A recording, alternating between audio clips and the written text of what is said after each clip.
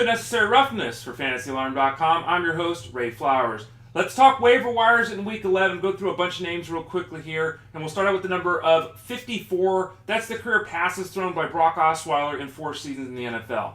Will he be under center or not? We're not sure as of this taping, but Peyton Manning looked awful in Week 10. Plantar fasciitis is an issue for him. His ribs are an issue. It's certainly possible Osweiler will be out there. 2 QB leagues, you want to add him if you can. In a traditional setup, with the way that offense has looked, if you're starting one quarterback, why would you be playing Osweiler anyway? DFS game's another story. The jury is still out on the big-armed, tall, yet inexperienced quarterback for the Broncos. Second number is 8.1. That's the yards per carry mark through 2 weeks of Jay Ajayi of the Dolphins. Now, the Dolphins have shown a perplexing need or want to limit the workload of Lamar Miller despite the success he has had, and this goes back a couple of years now.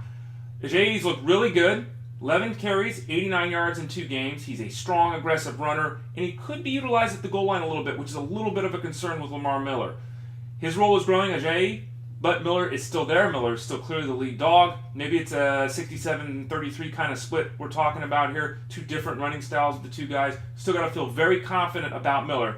But Ajayi needs to be added if he's on the waiver wire. There's a chance he becomes that goal line back, and if Miller was to go down, we might be looking at Beast Mode 2 there in Florida. Third number is 10, as in the number of catches in Week 10 by Danny Amendola.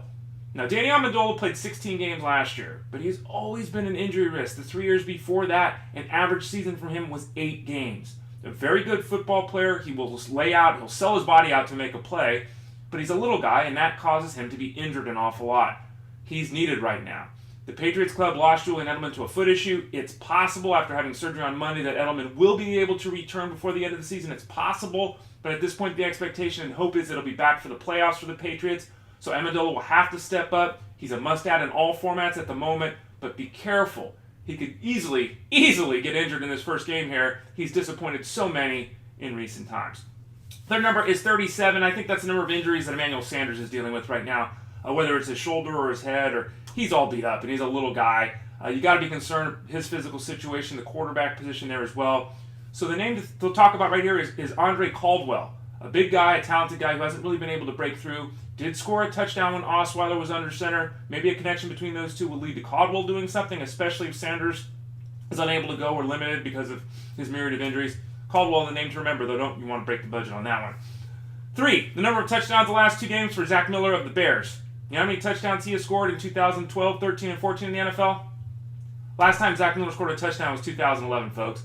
You want to add him because of those 3 scores in 2 games, go for it. There might be a need for him to be on the field. You could always see Martellus Bennett split out wide. We saw some of that in Week 10. Use the wide receiver. Eddie Royal's hurt and can't do anything. There's not really a second option there. Marquez Wilson cannot step up. It's really Jeffrey or bust out wide. Maybe the team chooses to use Bennett out wide a little bit, have Miller on the field a little bit more. He is an athletic guy, but tons of injuries in his background and absolutely no production for 3 years, as I noted. And then the final number today is 134. That's the number of yards produced by Brent Selleck of the Eagles.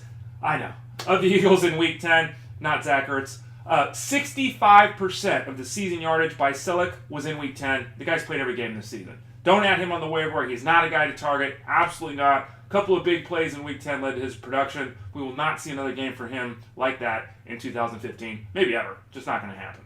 You're listening to Unnecessary Roughness here at Fantasy Alarm. I've been your host, Ray Flowers. Don't forget to visit us, FantasyAlarm.com, for not only your waiver wire talk, but everything else you need to win in fantasy football.